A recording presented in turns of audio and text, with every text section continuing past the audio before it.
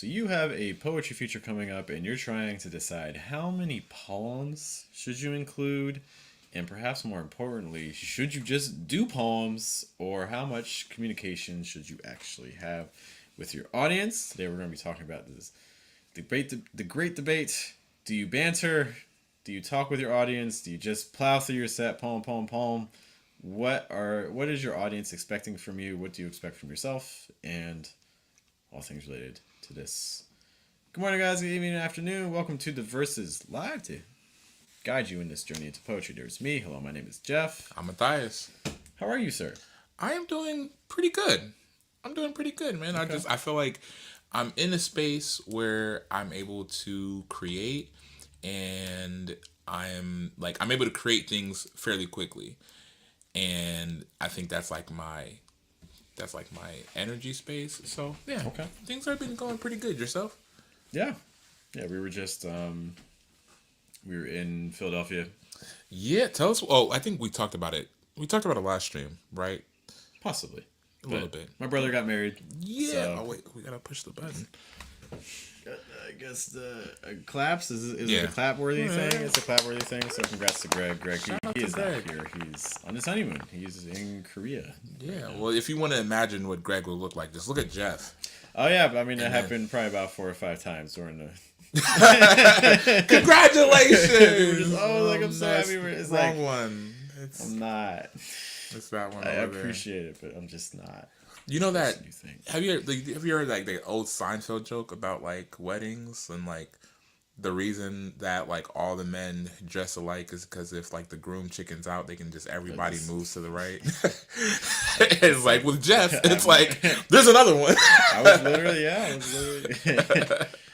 But yeah, it was good. It was fun. I think Greg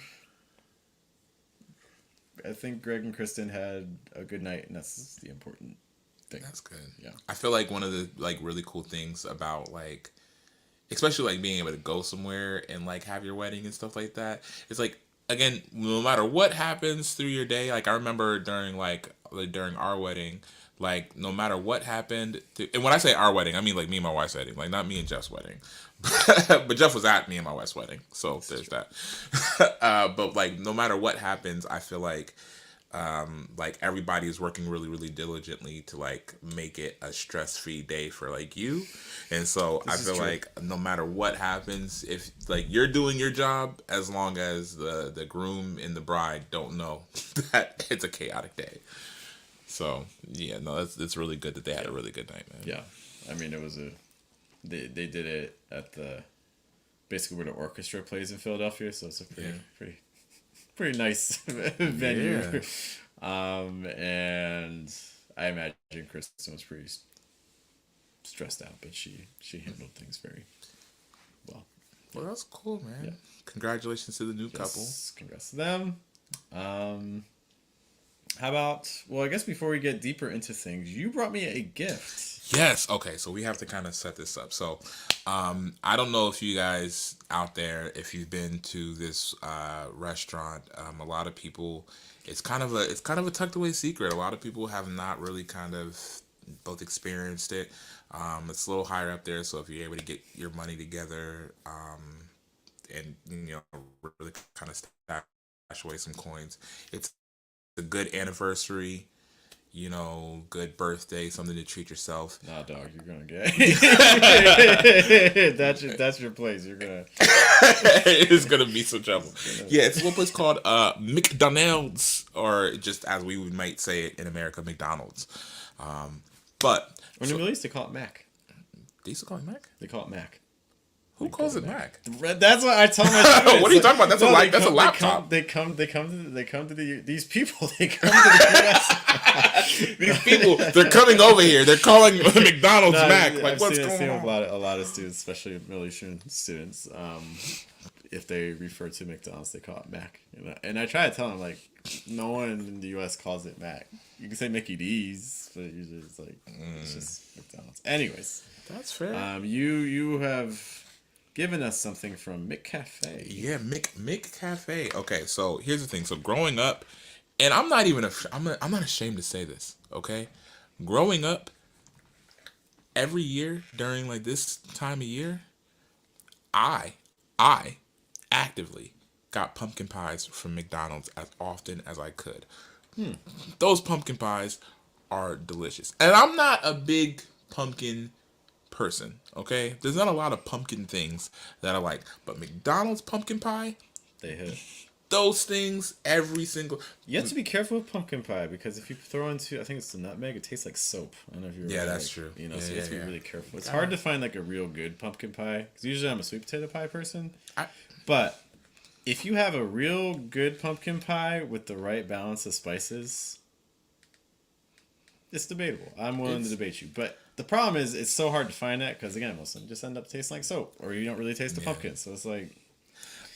it's always so funny because I feel like whenever and I want to be clear, I am much more a sweet potato pie person than I am a pumpkin pie person. It's way more consistent. Yeah, but and also like pumpkin pie to me is seasonal. Sweet potato pie is like out. That's a fall. I mean, for me, it's definitely more of a fall thing, but Sweet potato pie? a little bit. Nah. We gotta look up man. when is the season for sweet potato because it's not year round. Yeah, shout out to so my aunt Ellery.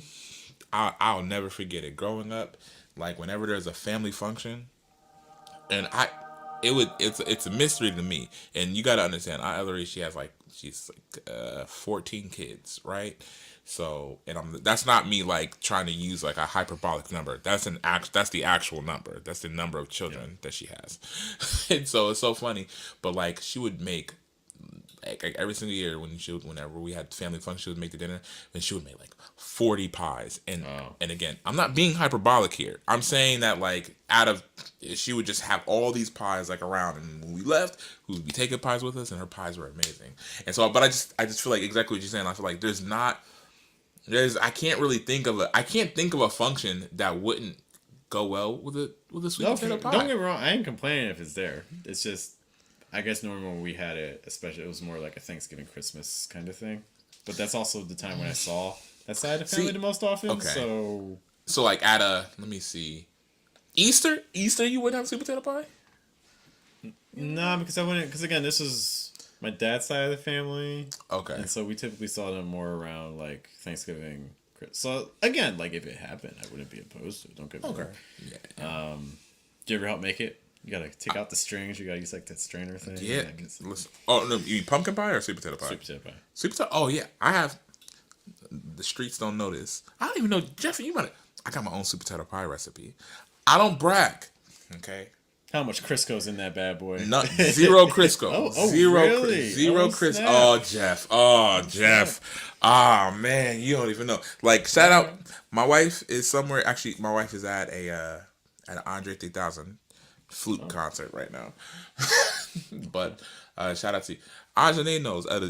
There's one thing that I got Ajane beat in. For sure. There's other stuff that's debatable. But one thing I got Ajane beat in, for sure, sweet potato pie. I have to do one off because I got my grandma's recipe too. So if we can do. Oh, I don't even got my grandma. You got your own. I'm coming. This is a first generation pie. Now listen, I will say this. I don't see you. Normally cooking for you is like raisin bran and bowl. I know, and that's the thing. You just woke up one day and like I'm learning how to. I'm gonna lock in with exactly one thing. With exactly one thing. There's some stuff I'm trying to tell you. There's that sweet potato pie that I got. Well, next, actually. So if you don't use Crisco, what do you use? Oh, I can't disclose, Jeff. We can't. Do you see? Anyways, so like, do you see the people are watching us? People did not come. I want to do an unboxing of this pie. Okay. So again, this is. I guess we should show the label as this is what we're dealing with right now. I have not had their pumpkin pie before. You said this is a different one, right? 'Cause you said so this is the reason why I wanted to get this is because they typically have the pumpkin pies, but now they have the pumpkin and cream pie, which I'm a little nervous about because if we don't do I'm a little bit nervous about it too. That's why I will be honest. I'm a fan. I am a a fan of a McDonald's apple pie. I will be honest. You like now? Have you had Nirali's apple pie? I'm not. I think it's too fried. It is. It is. Like, I You're not wrong I don't about like that. like the super deep fried stuff. You're not. As I'm holding. But they used to. I figure it's a whole other just level. And I will say so. Like first of all, you can kind of look what we kind of got going So, on here. they don't have like the what is it, like the Charles Power. They don't got that. It's just like there's a little slit down the middle. There we go. You can just put it on your lips and talk like that. Yeah. I got 2 mics set up, so we might actually get some good solid ASMR in this. Yeah. You Okay. take your first bite, sir. All right, here we go.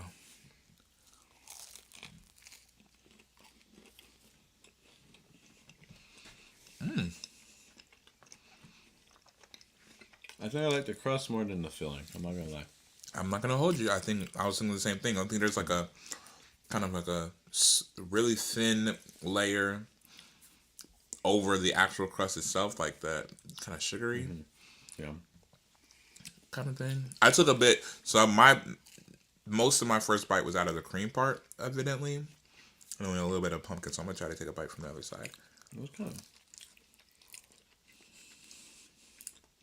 So for those of you wondering about the middle, so it looks like the pies are kind of split. Like this side is the pumpkin filling, and then this side is definitely like heavy on the cream. Yeah. That's kind of not what I was expecting. What we expecting like top bottom? Or like like Oh, like kind you know how like if you go to like Chipotle and sometimes like they'll just like they don't balance the spread, so like one bite is like a chunk of rice and the next bite is like all meat. Well, because like okay, if you go to Chipotle, the way that they're making it is like they're bunching it up and then they just do like this, and so any kind of even distribution is kind of out the window. Yeah. I probably wouldn't get this again. I don't want this to happen to me anymore. I like the crust. Like I'll finish it. It's fine. I'm definitely gonna stick with the apple pie though. Okay. I'm not mad I had it though. I'm not mad. So I'll say this: if I had the choice between this and McDonald's, I hope you're listening to this, as I know you are. If I had a choice between this and just a straight up pumpkin pie, I'd go straight up pumpkin Yeah, pie. please. Like we don't need the cream. We don't need the cream. It's We don't need the unnecessary. cream. It's like, and I understand why you added the cream. I understand the thought process behind it. Like like there's some flavor combinations that that don't make any sense. Like I don't understand why you went there. But like with this, I understand why you went there. But I'm not a big fan of like cream pies and stuff like that though. Yeah, I like Which the is, fruit like, filling stuff. just to say, hey, make both available. Because like when I went through the drive-through and I was just like, okay, I really want us to like try this. When I went through the drive-through, I was like, but also I hope they have the option of just a regular pumpkin pie, and they didn't. So I will say it does not taste like soap, which is always a plus. okay, I've obviously been burned a lot. When When I was growing up, we definitely got the soap punishment. you got the soap punishment? Are you serious? 100%. Oh man, The hot sauce punishment too. What's the hot sauce punishment? Oh, it's just imagine you're 5 years old and they just like pour like hot sauce on you. Was it just for like swear words? No, because we didn't really swear a lot, so we must have just done other things that were worthy. Oh my god! Sending our mouths to hell. Yeah. Like Jeff was just like Laugh at uncovering my John pain. was like, yeah, it just wasn't in for it. Anyways, doesn't taste like soap. All right, 1 out of 10, or 1 to 10. 10 is the best. 10's best. Let's go. Let's make 0 our floor. And let's do it. Let's do it like poetry slams. You get 1 decibel place. I mean, you know how I do poetry slams. I'll As do long as you're consistent. I'm never gonna order it again. 3.8. 3.8. Okay. All right. I hear that. I think I'm gonna go 5. And I'm gonna explain I want you to explain your score too, but I want to explain my score. So I think I'm gonna go 5 because while I would not get it again, I feel like my 0 is like that I'm disgusted with this experience. I finished it. And I also think like while I finished it, it's like I was really enjoying the pumpkin part. Not really, but I was like enjoying it more so. And if I could have all pumpkin, I would. So I think because of the fact that you guys, McDonald's, you guys split the difference and you gave me cream in the like that center that other half. I'm like, yeah, I'd rather.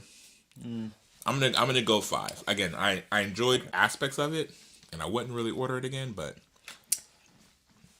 I'm gonna give you a So I 5. feel like if something were a 5, that means that I might randomly consider getting it again for me.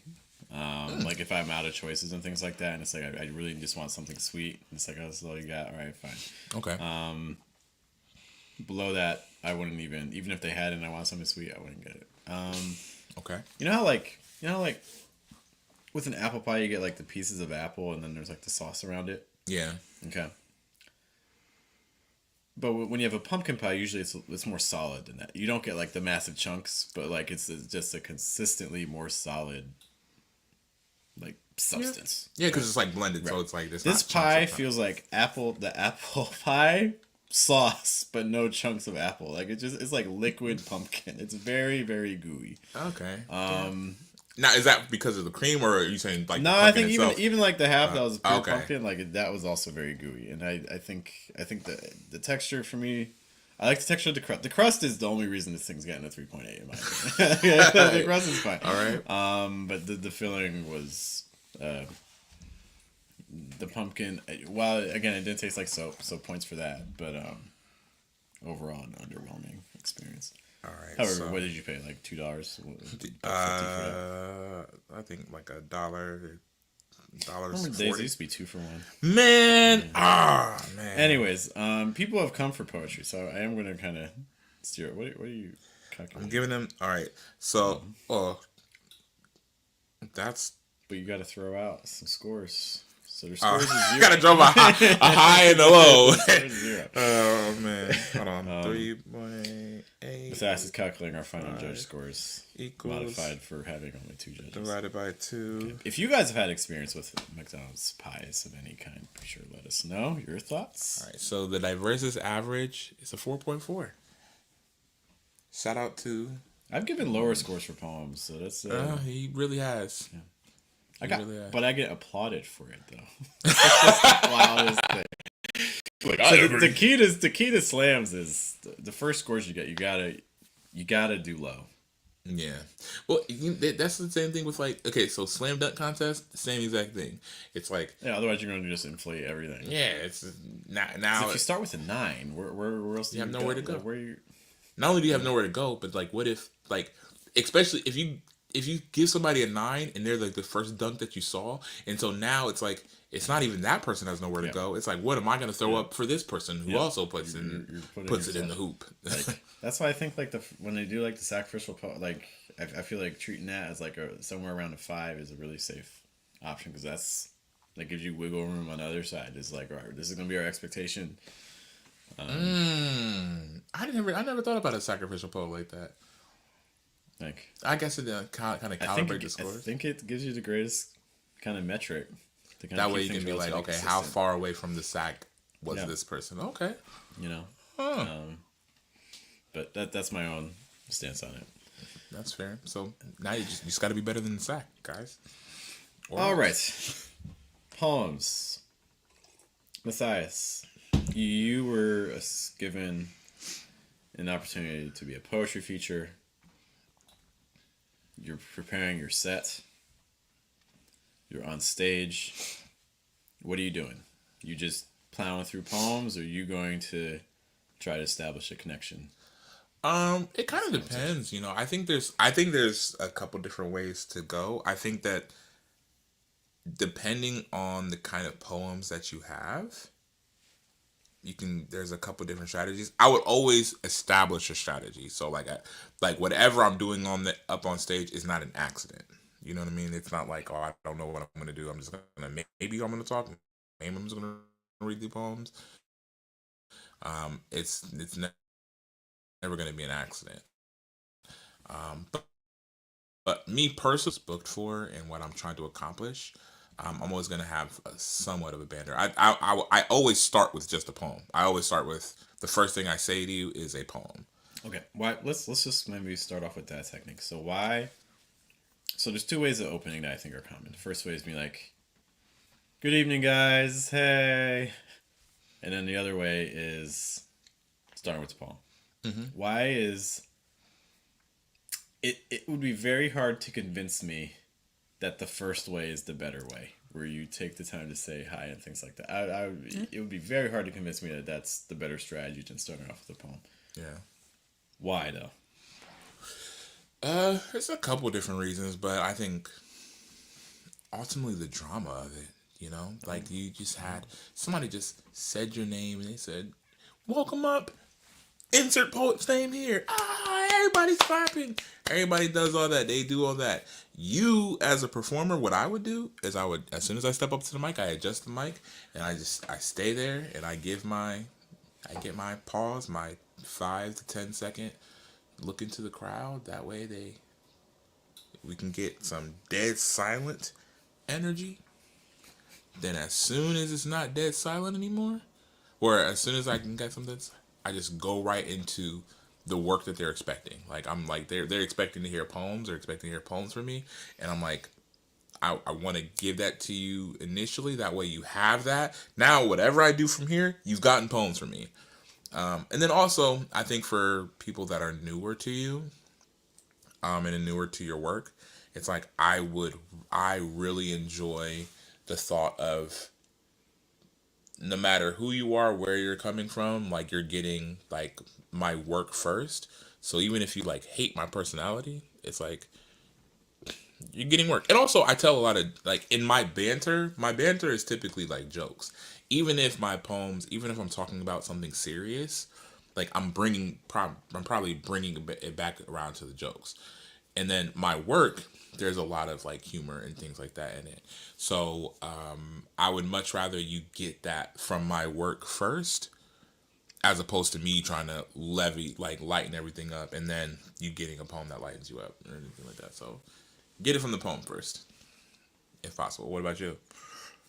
I think the biggest issue with just starting off a set with a introduction, be like, "Hi, like my name is this, like thank you all for being here." Like starting off with that is, typically the person that brings you on stage, ideally they're hyping you up a bit to get the room right.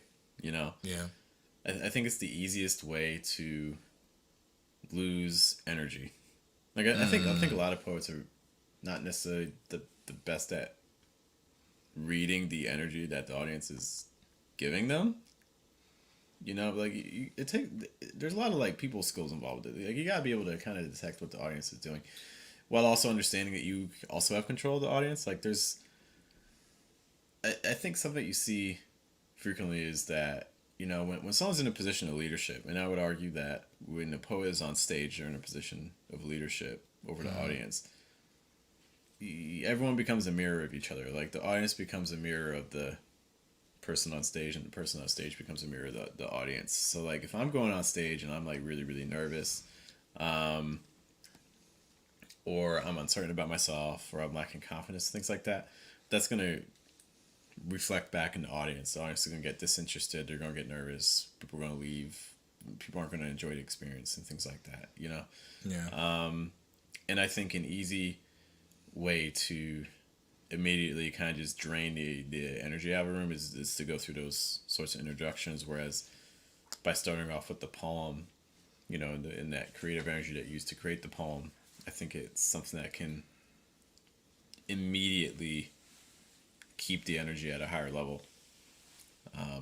Which also speaks to the importance of like staging, the poems in your Yeah. set. I'm not saying that you have to have everything prepared, but you probably want to have an idea what your first poem is going to be. You probably want to have an idea what your last poem is going to be, and you probably want to have an idea about if you notice the energy level dropping, like a poem that you can kind of audible in to be like, oh, we got to pick things Yeah. up. I think it's like a lot, in a lot of ways, it's like putting together an album. You know what I mean? Yeah. There's a difference between putting together an album and putting together like just a playlist, right? Because in an album, you're trying to be really intentional about where the audience's emotions and feelings are throughout the course of your album, right? So which again just brings it back to what you're saying, like that intentionality. And so when we're coming to that, when we have that opening space where you are speaking directly to, like, when you're speaking directly to the audience for the first time, it's like there's I have an intention for what I want you to to be happening right now, for what I want you to be feeling, for what I want you to be thinking, because it's like gonna be it's gonna be important to how I'm leading you through this set. So if I'm starting you off with just me, oh hi everybody, I'm like I'm actually, you know what it is? I'm taking you out of the premise so I can put you into the premise. But I want my set to be the premise. I want the entirety of the Right. set to be the premise. Especially because the person that introduced you already created that Yeah. space It's like, for you. like what they're saying is, ladies and gentlemen, welcome to the world created by this artist. And now if I'm like, hey everybody, I'm gonna kind of take you through my set, and like, no, I don't want to be taking you through the set. I want you to be inside of my set when I'm talking to you, like as soon as I'm talking to you. So yeah, I just think my recommendation is, yeah, jumping right into it. Which I think is a little bit ironic because I think, in terms of thinking about your feature as a whole, I think banter in a lot of ways can actually end up being more important than the poems, which is a different stance than I used to have. I think you have to understand that when you're doing a poetry feature, it's not really about the poems. The poems are what gave you the feature. Yeah, You know, the poems are, what put your foot in the door. And now, when you're featuring, now it's a show. It's a presentation. The presentation aspect is now the key thing, less than the craft. That's not to say that you can't just like show up with like bad poems. You know, the assumption is always that your craft is at a certain point. The assumption is that the poems are going to be fine. You know, yeah, so now the task is, how am I going to be creating an experience that people not only enjoy but that they want to. How is the experience that I create going to elevate the status of everyone in the room? yeah. Do you, when you go into when you go into a feature, do you have like maybe like a log line, or like this is how I accomplish my poetry features? Like, is that like, do you have something like that in mind, or is everything kind of like I'm I'm wading through the water, kind of like, what, as like a tactician? I think my strategy now with features is I want to try to keep things simple. I think sometimes you see a lot of features and like you don't know what the next poem's going to hit you with.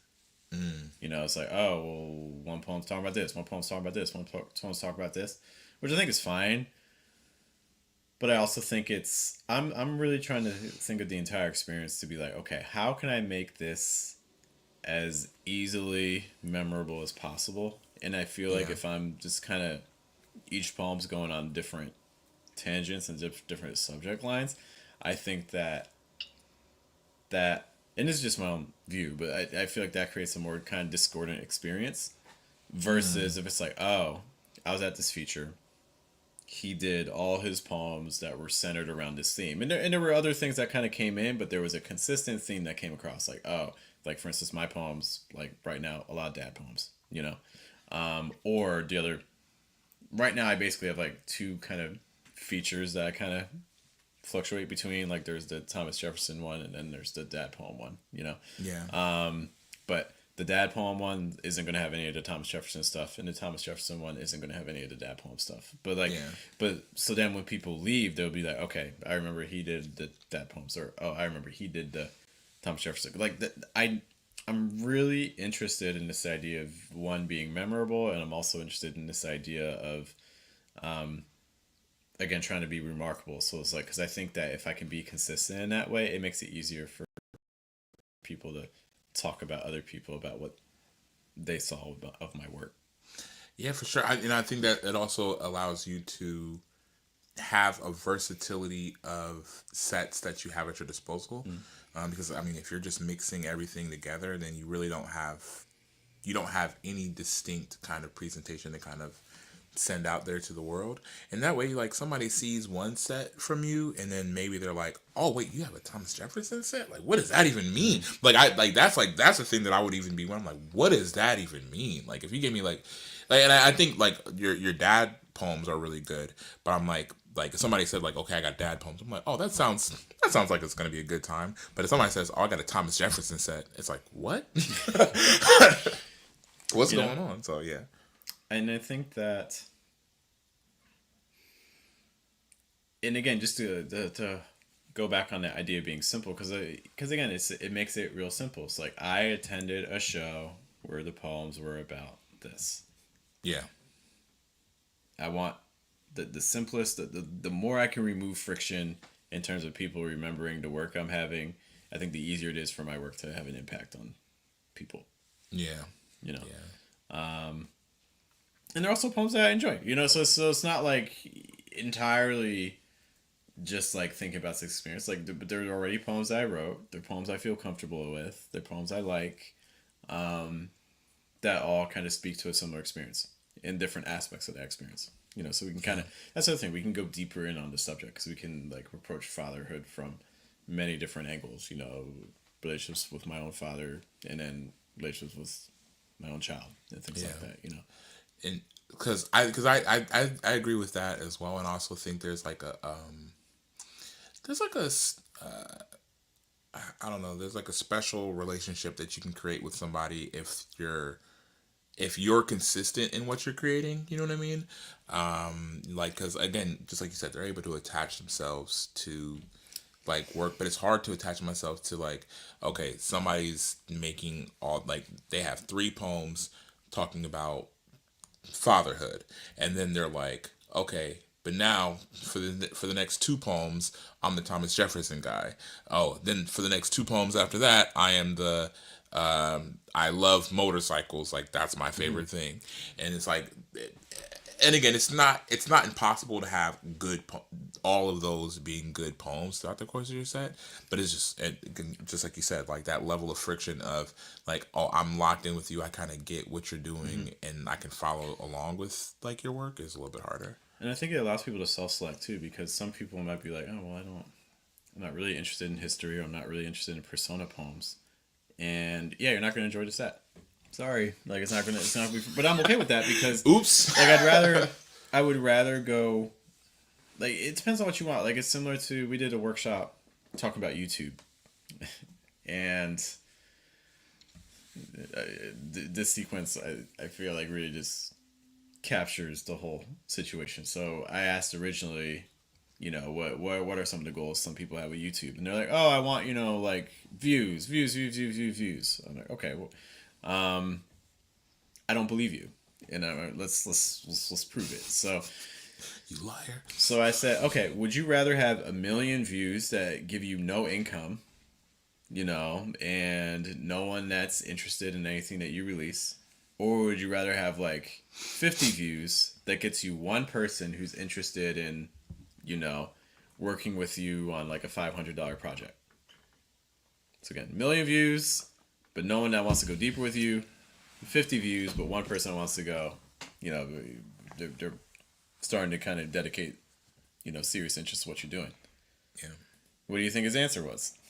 Is the money? He wanted like, yeah, I'll take the $500, but it's like, you told me that you wanted views. Like this is, Yeah. we can't have like pick one, Yeah. but stick with it.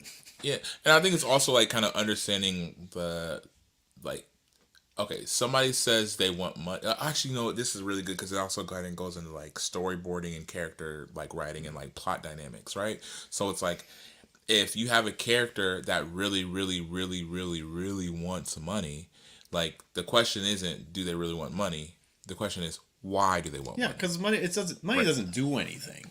You Right. know, it's a tool. So it's like, wait, why? Right, but it's also because it's like here's because there's like a couple different things. So it's like Mr. Krabs from SpongeBob.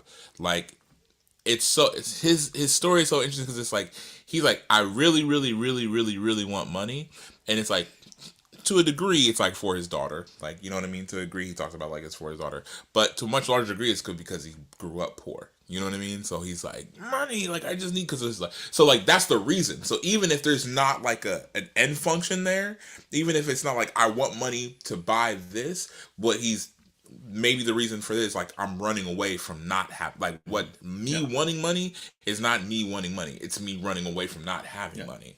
And so, which is just to say that, like, exactly what you're saying, like, when people are sitting down and they're trying to figure out, okay, what is their purpose? Like, what are they trying to do? What do they really want out of something? Like, they need to think about, like, what is the why behind your want? And if you could understand that, you can then you maybe try to understand 4 or 5 whys ahead of wherever you're at right now. Then you can, it'll make it a lot easier for you to figure out, okay, if I'm creating this poetry set and I'm like, well, okay, what dynamic am I striking? And like the question is like, okay, why are you striking that dynamic? Why would you choose this poem? Why would somebody be interested in those kind of poems? And exactly like that self-selection, like you might get people that are kind of taking themselves out the game, but is that okay? Well, yes. And what's the reason why? Because I'm trying to reach these people, Yeah. and I can't reach them both at the same time. So if I can't reach them both at the same time, I'm gonna settle for striking exactly Yeah. who I need to.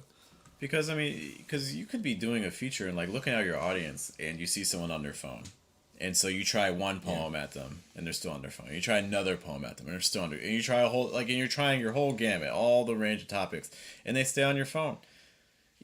What about the other person on the other side of the room who was listening to every word you were saying? Yeah. You just cheated them out of a whole because what if you had catered your whole set to them and they were with you for when you weren't with them, you know? It's like, what if you Yeah. would actually put all of your attention in on what they were doing, you know? So it's like Yeah. you can't control how people are going to resonate with you. You have no control over Yeah. that. So that means that my job is I'm going to give. This is another reason why I like going in on a specific. Like if I'm doing a feature, I'm really trying to like hone in on a specific through line, because whoever resonates with that through line, they're going to be able to go so deep with me. Like if you are Yeah. interested in dad poems, we're going to go on, for the 20 minutes, the 40 minutes, the hour I'm with you doing poems, we're going to go so into that, that by the end of it, you're really going to have an understanding of me and my work and everything I've done with dad poems, much greater than if I had like covered dad poems for 2 pieces and then suddenly I'm talking about like cars or breakfast or Yeah. like animals. Yeah. And there's so much. I think there's so much like substance there. You think about like how. Okay, so this is like not a tangent necessarily because it's just relevant. When we're talking about like magic systems in movies or anything like that, it's like the magic system that you really fall in love with isn't the one that just has a ton of powers, right? It's the one that examines a singular power and can go like miles deep within that same power. As an example, right? There, like if you look at Marvel, you look at like I don't know if you're familiar. Jeff doesn't watch movies, but there's this thing called the sling ring, right? And Doctor Strange uses it. Like really the Wizards of Carmartage use it. I'm not gonna get too deep into that, but essentially the sling ring is like this thing where you put the sling ring. It's a 2-finger ring, and they can kind of do like this, and it opens up a portal that you can go through, and it empties you out wherever you want to open the portal to open up at. And here's what's so wild, like that power, that ability could end 90% of their 95% probably of every one of their conflicts. All the conflicts that aren't like cosmic conflicts could end it, every single one. Thanos, there's no single reason why you don't open up a portal inside of Thanos and he's dead. You know what I'm saying? But if like, so it's like if you explore that singular power to its full depth, then like you have a much more interesting story. But they have just like they have any random power and you can do pretty much anything, and it makes it, and it kind of decreases how like impactful any of those one things can be. So like maybe for your poetry set, like you're thinking, man, like I just have all these poems that I can just throw at you, and that's like a lot less compelling than if you have like I have 5 of this kind of poem, and this kind of poem is maybe I lose 3 out of 5 people in the audience, but the 2 people that you that or the 2 out of 5 that was like, oh wow, like I've never seen somebody go this deep on this subject that I really passionately love. Like those are people. Those are Yeah. they'll buy your book, they'll follow you on socials, they'll do the whole nine with you because they're like, you're really into the thing that I'm really Yeah. into. Because that's ultimately my goal when I finish features. I want people to talk about it when I'm done. Yeah. I think one of the things that like I try to do with my features, I think like my overall kind of vibe is like I want you to see somebody trying to achieve sincerity through comedy. You know what I mean? So it's like I'm trying to get to like a sincere place with really every poem. Like there's I don't think I have any poems that like aren't poking at sincerity or trying to achieve some kind of sincerity, but like I think I'm always thinking in like a joke, or it's like I'm trying to like alleviate it with like something funny. But that's the reason why, like, whenever I'm constructing a set, it's like I'll have these poems that like every one of them, there's whatever the makeup of the poem is, but there's something somewhere in there that like gets at this genuine thing. They're like, oh, but the reason why like it gets to a genuine place, or it feels more genuine and sincere than maybe that topic outside of this poem would seem, is because I've just been funny this whole time. So like now that I'm not being funny and I'm just being real, like they're like it feels a lot deeper. And you can only I think that I can only really achieve that kind of energy at the point that I do in this poetry set if I'm working on that at the beginning.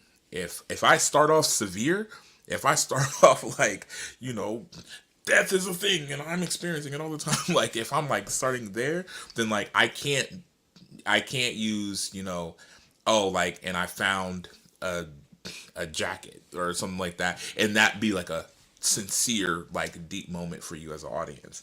And so I'm able to, kind of like how like a boxer might, right? So like, in I'm not saying I'm the best or whatever at it, but like a lot of the artists that I see do this like really well, it's like they know they're gonna take you down in the fourth. Like I'm not about to take you down in the 1 through 3. Like I know I don't got it in me to take you down to 1 to 3. In the fourth, I'm gonna get you down. But it's because I'm faking you with my left jab for 3 rounds. Like I'm making you feel like the left jab is what you really have to be afraid of. And so you're really only protecting your left. Like you're only protecting your right.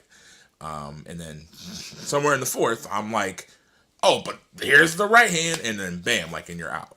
And so, yeah, really kind of figuring out like what you want to be happening later on, so that you know how to start and you know how to begin it. Which I think also speaks to story arcs, and I think also speaks to why the banter aspect is really important. So I think in your feature you have your poems, Yeah, and if you have other features, those poems you're probably going to read those poems that other features you do too.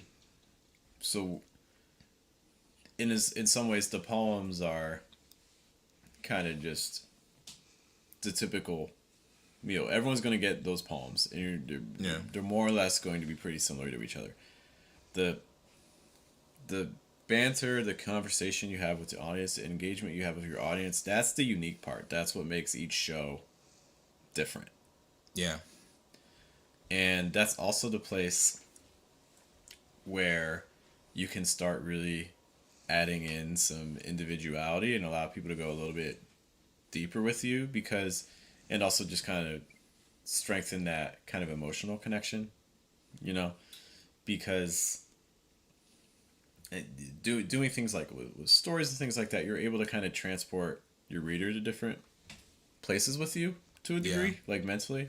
We talked about in the past that, in trying to deepen connections with people, so strategies you can do include, like, for instance, trying to meet that person in like 4 different places, yeah, increasing the amount of different interactions you have. I feel like in a poetry feature, there's almost two separate spaces. There's the space of the poem, and then there's the space between poems.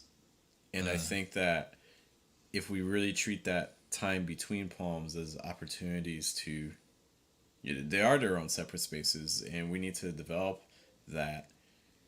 This is where we can start, providing unique stories so people get to understand who we are, as the poet, what inspired the poem, to give people an idea of like insights of what to look for in the poem, what to listen for. Like there's an element of priming. For those of you Yeah. who in like pedagogy or instruction, like for instance, again, I'm a teacher. I'm focusing on like English. Let's say we're doing like a listening exercise, and I approach it two ways. The first way, I just give students a blank piece of paper, and I tell them to listen, and take whatever notes. That they have no idea what to even take notes on. Like, what Yeah. am I even writing down? Versus, what if instead I give them a paper that has 50% of the text, but then also blanks, and I say, hey, fill in the blanks as you listen. Well, now it's changed everything because now it's like, oh, I have some guy. I know what I'm looking for now. I need to find these missing pieces. Yeah. And then the last way, another way you could do it too is like you give them the paper with the blanks, and then you spend like a minute to say, hey guys, we're about to do this listening that's going to be talking about this topic related to healthcare. So like just telling them that, suddenly their brains be like, okay, I'm going to be thinking like medical terms and things like that. Like it helps immensely because Yeah. otherwise you have no idea what you're about to encounter. This is what the banter can do, is it can prime people to get more out of your poem than to just sit there, kind of be like, okay, here's another poem. I have no idea what's about to happen. You're priming your listeners so that way they can get them even more out of the poem than if you just hit them with it. Yeah, I think one of my favorite. I like that word. I never really thought of like my favorite like ways to like prime the audience. So I have this poem. I have this poem called like Jesus Christ is my nigga, right? And like in the poem, I say the N word like a lot of times, like a lot of times, right? So before I start saying the poem, I always prime the audience. It's like, okay, so for this next poem, I just want to let everybody know, trigger warning, I do say the N word a lot of times, but I'm allowed to say it. And I think it's like a joke because it's like, if you're watching me say poems, then you know that I'm allowed to say it, right? It's like that like that's not the issue. But I think it also kind of reminds them of this like dichotomy of like, oh, like, okay, like he's about to say the N word a lot of times, and like this like what that actually is in real time. Like, oh, should you be saying it? Should people be saying it? Should anybody say it? Should anybody be allowed to say it? Because the poem itself, I think what I'm trying to do is I'm trying to like show that there's a familiarity in the way that I'm using it here between like me and like my savior, that's not just the typical between me and like just anybody. And yeah, I think that's like really one of my favorite ways to like and most of the ways I would prime anybody like audience for a poem is through jokes. I think that's maybe just my vehicle. Like humor is just like the vehicle that I would typically use. So like even when it comes to like the Jesus versus Satan battle rap, it's like I'm entering in with this thought that like, oh, this program that we did at this church, and we were asking him like, what would do here? What would you do? What would Jesus do here? I personally think he would be trying to get this mixtape off, and then it's like this. Everybody starts laughing because it's like I entered in with sincerity, with working, like I work with kids. I work with kids around Easter. This is what's happening, like in this setting, and then healing the sick, maybe feeding the poor, maybe. I think he would be doing this thing, making a mixtape, which is ridiculous. Mm-hmm. But now I can set the table for, oh, what are we like? I've done that. I think all the times that I've done like my a God joke set, like every time I've done that, it's like that little lead in gets them the most interested because they're like, what? Just like, what did he say? He'd be making a mixtape? That doesn't like, and that kind of like steers them towards it. So I think this touches on two things. Another, if you have a set that's all around a consistent theme, so for instance like dad poems, that's another way of priming as well, because then you don't have to, every time you switch topics, you're like, your audience gets somewhat lost again. Like, no, yeah, if you're like, all the poems are going to be about this, then your audience is already right, so you don't have to do as much work, you know. But the other thing that I think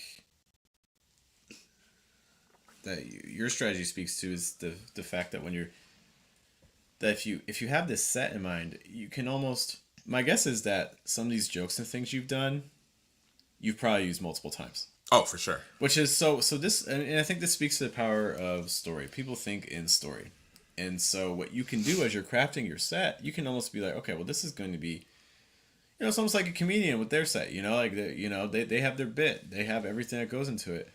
As you're crafting it, you can create your own banter. Because I think sometimes one of the reasons why poets don't think about it is because or don't consider banter or try to get through it. It's almost like a burden because it's like I'm here for the poems. I'm here to Yeah. perform the poems. The banter stuff I want to do a little bit, but I don't know what to say or I don't know what to. But like no, like you can kind of create it. When you're on Yeah. stage, it's a lot of times there's almost like this how you put it? Like when you're on stage a lot of times there's almost like this monologue quality. Like I mean you can get some interaction with the audience, but for the most part it's you talking. Yeah. You know. So I think if you approach it almost more like kind of a comedian, be like, okay, you know, think of like the poems themselves almost as like the punchlines, but like think of Yeah. like the banter as the lead up to it. And so then you can craft it. You can be like, oh, so before this poem, I want to mention like this story. And like Yeah. when we say story doesn't have to be long. Like story, it can be, you can tell a story in like 15, 20 seconds, just like a Yeah. quick, it doesn't have to be long. But like, what if before your next feature, you thought of a story that's connected to each poem that you read? Yeah. And make it, and I think like that's really good because it's like also make it interesting and interconnected with yourself so that people are getting to know you, but then also people are understanding that you are not separated from your poems. So the I have a poem called "The Origins of Yelling Jesus Christ," and it's written by Jesus's younger brother Tanner. And what the poem is really about is the frustration with being a middle child. So I'm able to be like, take my I'm a middle child experience and put it in there, but I'm still encasing it around like what if like Jesus was a first child and he wasn't the last. So like being able to kind of layer those things, but now again, like really the idea came from I was just like that's like a hilarious thing, like just imagining Jesus's younger brother like trying to figure out like life. Or no, actually I'm sorry, it actually came from like the initial idea. It came from like there's like a line kind of close to the end where it's like Tanner's juices, like and it was good. So that's where it started, and I'm like, man, who is the speaker for this poem? And like that's where I kind of developed Tanner. But yeah, it's just like this idea that when you're creating your set, it's like creating a through line that goes from yourself. If you are the speaker, that it flows from you, right? So it's like you're watching me do a poetry set, so like I want to figure out ways to kind of interconnect who I am with the story that I'm telling. And that way like people kind of understand like now I am the middle child who wrote the Jesus's younger brother poem. I'm not like it's not some Jesus younger brother poem out here. It's I am the middle child, and that's why me as a middle child would write a poem about another middle child in history. And you see like other artists do this something similar where they're like, this person also went through this, and I wondered what it would look like from their perspective. It's I feel like in some ways there's so much you can do with this, right? Yeah, Like just so much like what if, because the more that you lean into, and this is me just kind of like just thinking through things yeah, like imagine like how like bands like when they do like concerts and things like that, they'll have like their DVD like live recording, yeah, right? you know the more that you can make each of your shows really unique, and again this is where the banter aspect's really important. like what if like you can like record that. You know what I mean? Or like you could.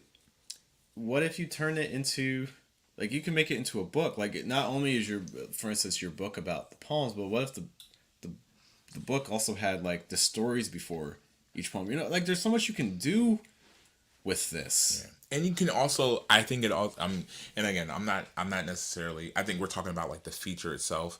But when I think about like content, right? When I think about like creating something that you can package and be like, okay, so if I want some audience somewhere else to kind of understand me, like and I don't know, it could be for any purpose. And so like maybe you're like just trying to get your brand as a poet out there. Like the poem is really really good. Like the poem is, I would advocate for having a produced out version of your poem that you can share. But also what I think is really cool is like almost having like a, instead of maybe not even the whole set in one video, maybe being like the like maybe a title like the time me and my dad went fishing and I fell overboard. Yeah. And so now you have a little bit of a story and then you got the poem, and now that is what you distribute out until people are like, they get an anecdote, they get a story, and I think it connects them to you a lot more than just the poem because they also have the why behind the poem. There's so much more you could do with that. You know, it's a more engaging experience. Yeah. I have so many ideas now. This is the problem. More Not always enough ideas, time. not enough time to do them. But Dude, you know one of the things I'm like really okay. So one of the things I'm really excited about, and this is I don't it's not necessarily taking off the tangent because I think this is also important just as like a creative.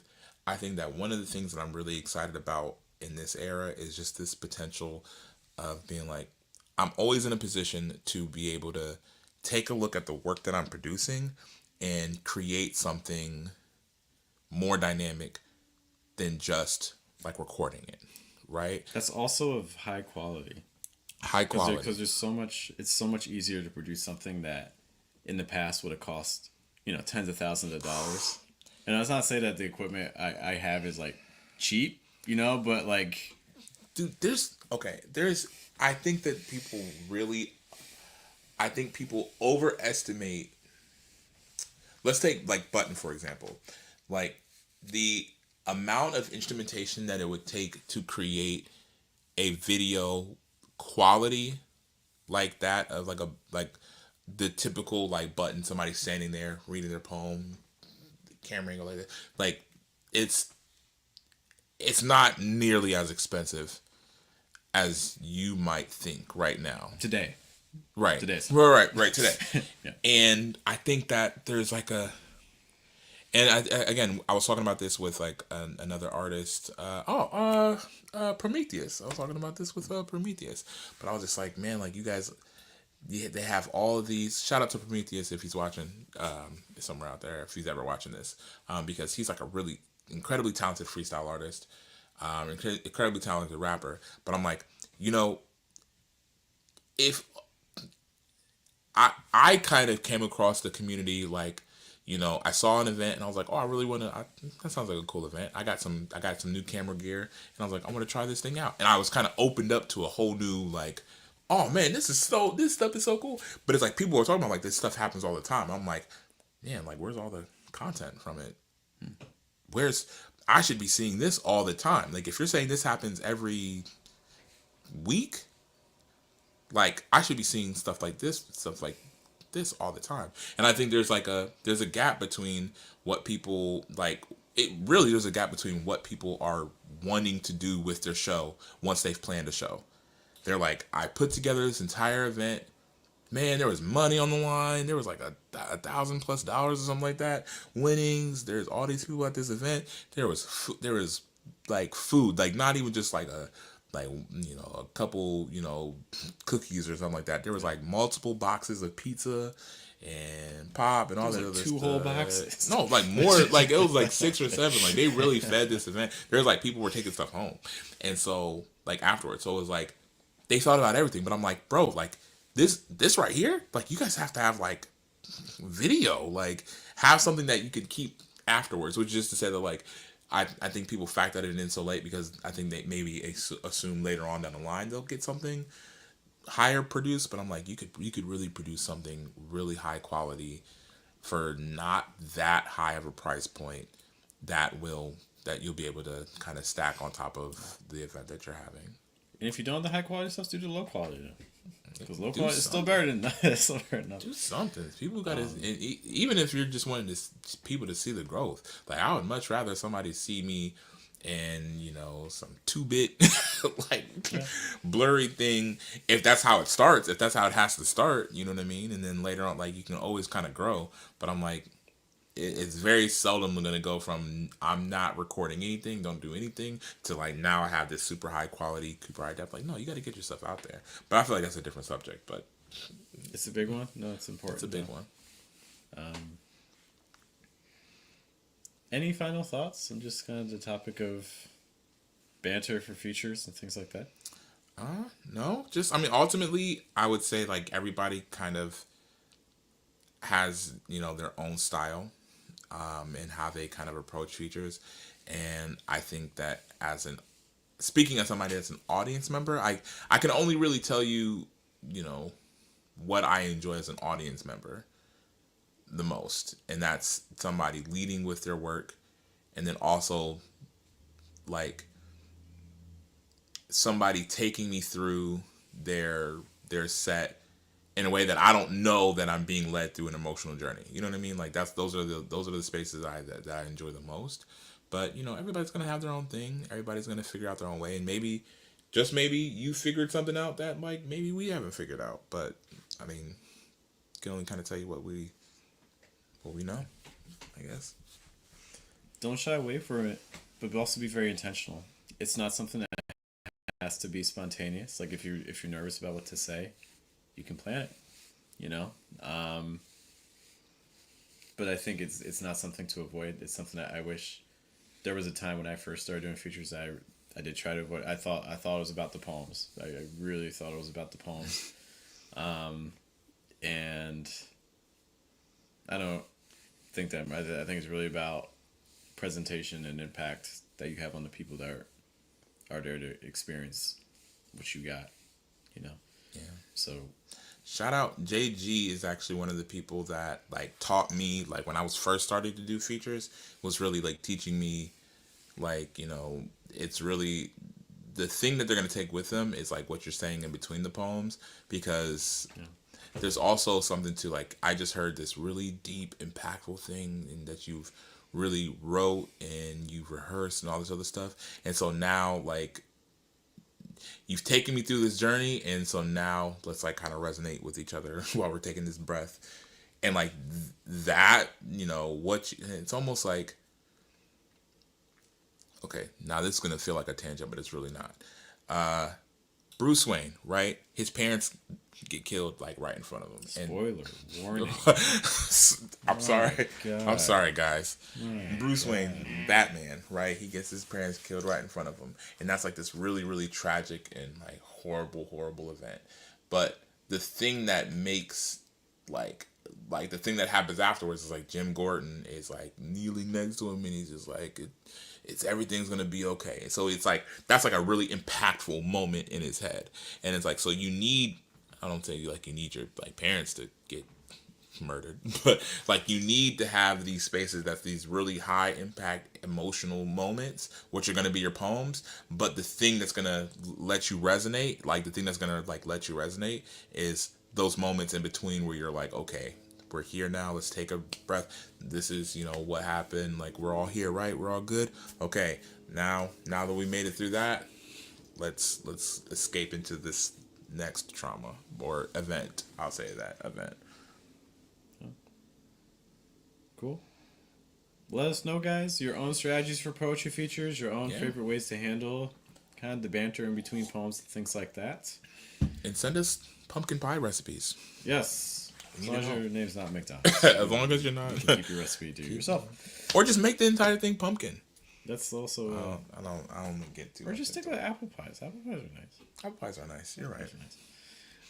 With that, guys, my name is Jeff. I'm Matthias. We'll see you guys later. Thanks for hanging with us. You guys have a good day, have a good night, and a good afternoon. We'll catch you guys next time. Take care. See ya. Bye.